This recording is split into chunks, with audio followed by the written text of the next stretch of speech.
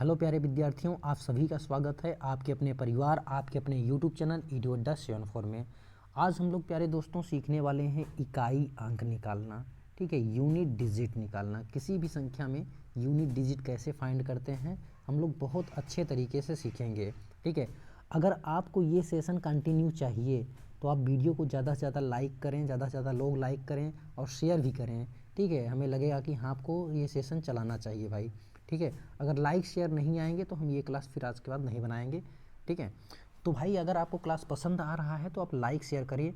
अभी हम क्योंकि शुरू कर रहे हैं इसलिए कोशिश करेंगे थोड़ा सा बिल्कुल लो लेवल से चले ना, फिर उसके बाद हम अपना लेवल बढ़ाते हुए चलेंगे। और ये सभी वनडे लेवल के जितने भी एग्ज़ाम होते हैं उन सभी में ये क्वेश्चन पूछे जा रहे हैं, चाहे वो आर्मी जीडी का हो, चाहे एसएससी जीडी का हो। फोर्थ लेवल के जितने भी एग्ज़ाम हैं, जितने भी आप पुलिस की तैयारी कर रहे हैं, सभी के लिए मोस्ट इंपॉर्टेंट क्वेश्चन यहाँ से बनते हैं भाई।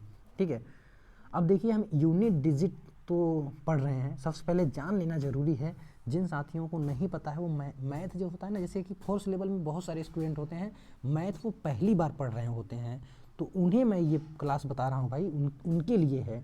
बाकी जो भाई बहुत सारे अच्छे विद्यार्थी हैं, मतलब अच्छे विद्यार्थी मतलब जिनका मैथ में पकड़ बहुत ज़्यादा है। ठीक है, वैसे अच्छे विद्यार्थी तो सभी हैं भाई, बस कुछ लोग होते हैं मैथ नहीं पढ़ते हैं, उनको बिल्कुल जीरो से स्टार्ट करने की ज़रूरत होती है।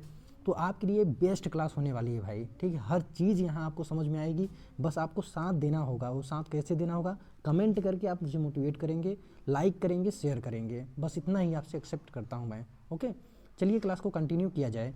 देखिए हमें इकाई अंक निकालना है, ये संख्या दी हुई है, हमें इस संख्या में क्या निकालना है भाई, इकाई अंक निकालना है। तो कैसे निकालना है, सबसे पहले हम समझते हैं इकाई अंक किसे कहते हैं। तो चलिए जैसे हमने एक संख्या लिख दिया भाई 3, 4, 5, बचपन में आप पढ़े होंगे।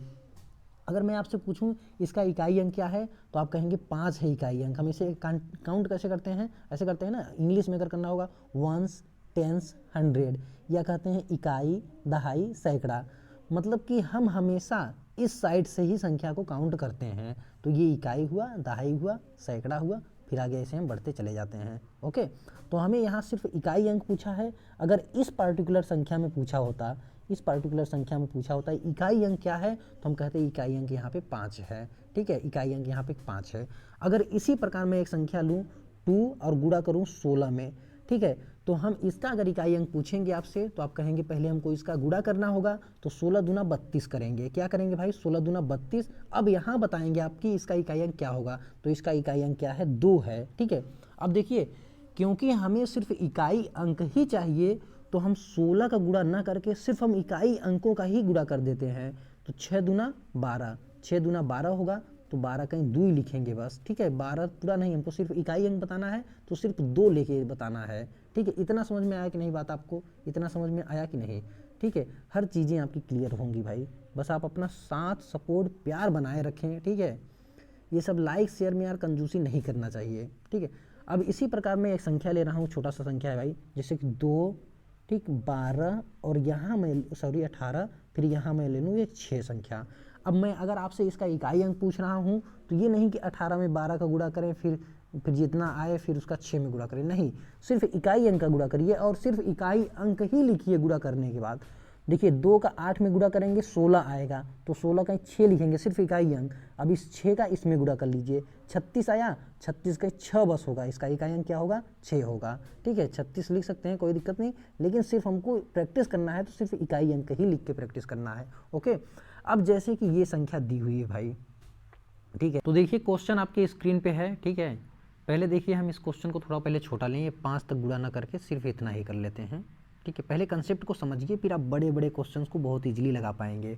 ठीक है, समझ पा रहे होंगे आप मेरी बात, मैं क्या कहना चाह रहा हूँ। देखिए अब इसका हमें क्या निकालना है भाई, यूनिट डिजिट निकालना है, इकाई अंक निकालना है। तो कैसे निकालेंगे, सिंपल 5 का 5 में गुणा कर दीजिए, 5 × 25 कहीं 5, ये इकाई अंक हो गया। ठीक है, इसी प्रकार हम एक और क्वेश्चन लेते हैं, जैसे मान लीजिए question number next, question number 2 है मान लीजिए। ठीक है, हमें निकालना है 24, 36, 37। ठीक, 24 गुणा करना है आपको 36 में, फिर गुणा करना है 37 में, ठीक, फिर गुणा करना है आपको 38 में। तो हमें इसका इकाई अंक क्या होगा यह ज्ञात करना है भाई। तो कुछ नहीं, इनका गुणा करिए, 4 छके 24 कहीं 4 लिखिए। अब इस 4 का गुणा इसमें करिए, 7 चौक 28 कहीं 8 लिखिए, फिर इस 8 का गुणा इस 8 में करिए, 8 × 64, कहीं 4, ये हुआ इकाई अंक। तो इस तरह से 64 कहीं 4, ये हुआ क्या इकाई अंक, ठीक है। 24, 36, 37, 38, एक बार फिर से कर लीजिए, कहीं गलती मैं तो नहीं कर रहा हूँ। 4 छके 24 कहीं 4, ठीक, फिर 4 हुआ, 4 सत्ते 28 कहीं 8, 8 ठाई 64, ठीक है। ओके, तो इसका इकाई अंक क्या हुआ भाई, 4 हुआ आंसर, ठीक। चलिए नेक्स्ट क्वेश्चन देखते हैं। नेक्स्ट क्वेश्चन जैसे है, मान लीजिए क्वेश्चन आपका है 91, फिर ये 92, गुणा में है 92, फिर गुणा में है 93, ठीक, इस तरह से चल रहा हो 93, फिर ये 94, फिर ये मल्टीप्लाई, ये डाट डाट डाट कहाँ तक गुणा किया गया भाई, 99 तक, ठीक है, 99 बार इसका गुणा किया गया है। तो हमें इसका इकाई अंक निकालना है, ठीक।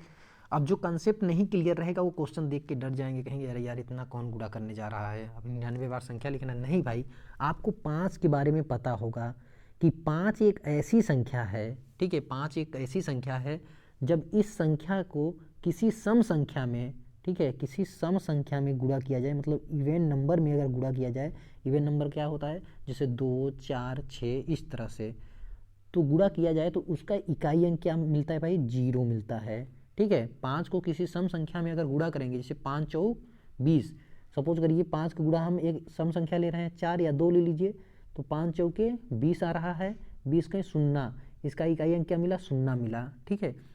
अब सुनिए, अब अगर किसी अंक का इकाई अंक 0 मिल गया, इसका मतलब अब सभी उस संख्या का गुणा करते रहेंगे, कितनी बार कर लीजिए, 0 ही आने वाला है, ठीक है।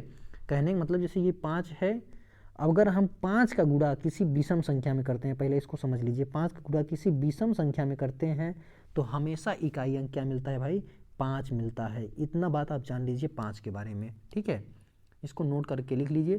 5 का गुणा किसी सम संख्या में करते हैं तो उसका इकाई अंक हमेशा क्या मिलता है, 0 मिलता है। अगर 5 का गुणा किसी विषम संख्या में करते हैं, जैसे 7 में कर लीजिए, 7 पचे 35 के 5, फिर आप किसका कर लीजिए, 9 का कर लीजिए, 9 पचे 45 के 5, तो हमेशा क्या मिलता है, 5 मिलता है भाई, ठीक है।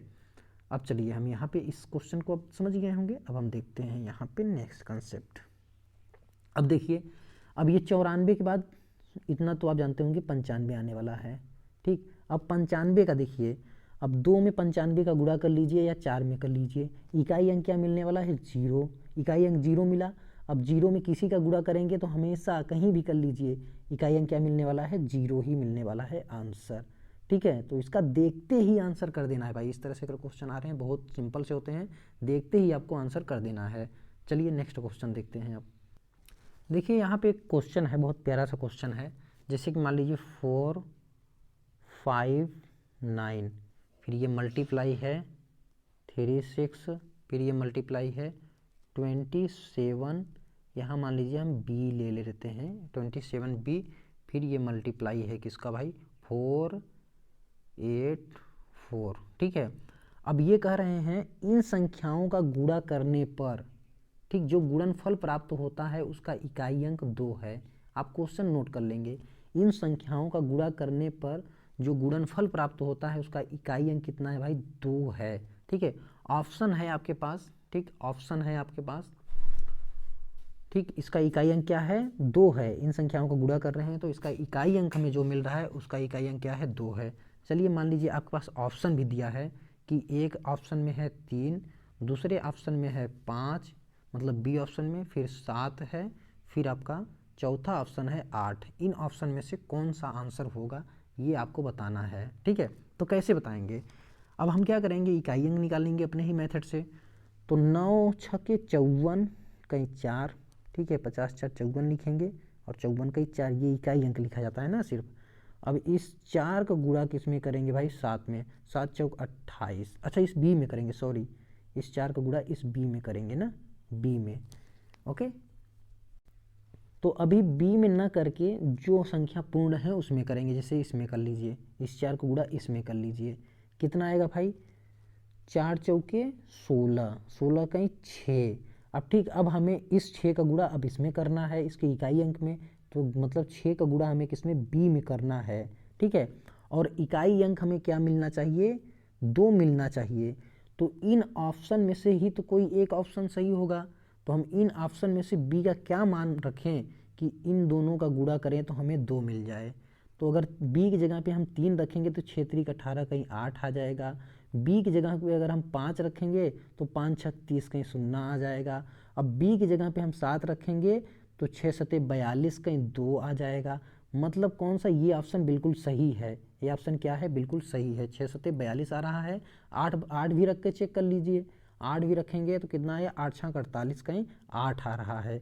लेकिन हमें पता है, ठीक है, कि इकाई अंक तो 2 आना चाहिए। तो कौन सा ऑप्शन रखने पे आ रहा है, ये 7। तो इस तरह के क्वेश्चन ना ऐसे ही लगा लिए जाते हैं भाई, इस तरह के क्वेश्चन ऐसे ही। एक बार क्वेश्चन फिर मैं रिपीट कर रहा हूँ कि क्वेश्चन क्या था। ठीक, ये संख्या आपको दी हुई थी भाई, ये संख्या दी हुई थी इस तरह से।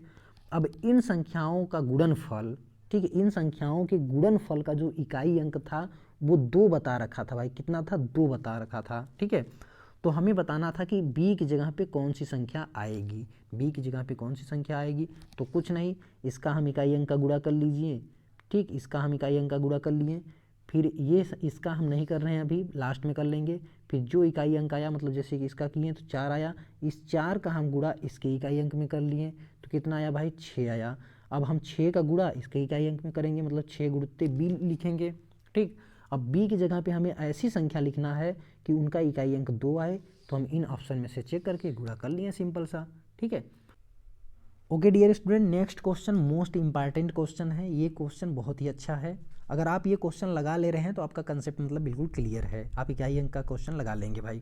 ठीक है, देखिए क्वेश्चन क्या है, 433 का गुणा 456 में, फिर 400 इतने का गुणा फिर इतने में किया गया है। देखिए 400 कुछ संख्या है, लेकिन यन का मान हमें नहीं पता है, यन की जगह पे कौन सी संख्या है।